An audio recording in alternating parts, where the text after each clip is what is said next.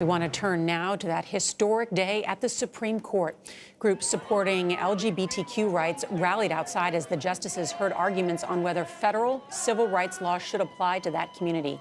Jan Crawford reports on what's at stake and the justices' spirited debate. I was fired for being gay. Gerald Bostock says he lost his job in Georgia after joining a gay recreational softball league. It's a much bigger issue than just me. Transgender woman Amy Stevens said she was fired from a Michigan funeral home after she revealed she was transitioning from a man. And we all deserve the same rights. Today, they asked the court to rule that Title VII of the 1964 Federal Civil Rights Act, which prohibits discrimination based on an individual's race, color, religion, sex, or national origin, also protects employees based on their sexual orientation or gender identity. But conservative justices suggested those arguments should be directed instead at Congress.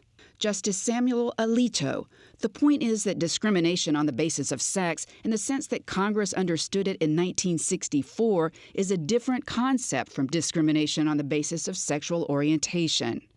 Justices noted far-reaching implications: same-sex bathrooms, dress codes, and transgender women playing on women's sports teams.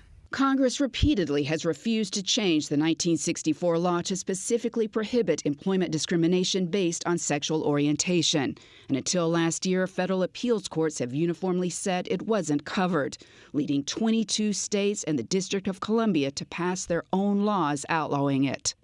But liberal justices were sympathetic, saying the civil rights law was aimed at combating discrimination, even if not seen as a problem at the time. Justice Ruth Bader Ginsburg, Title VII was meant to strike out the entire spectrum of sex stereotyping.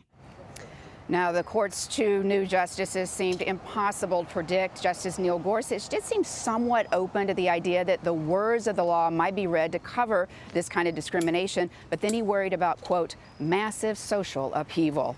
Nora? All right, Jan, thank you.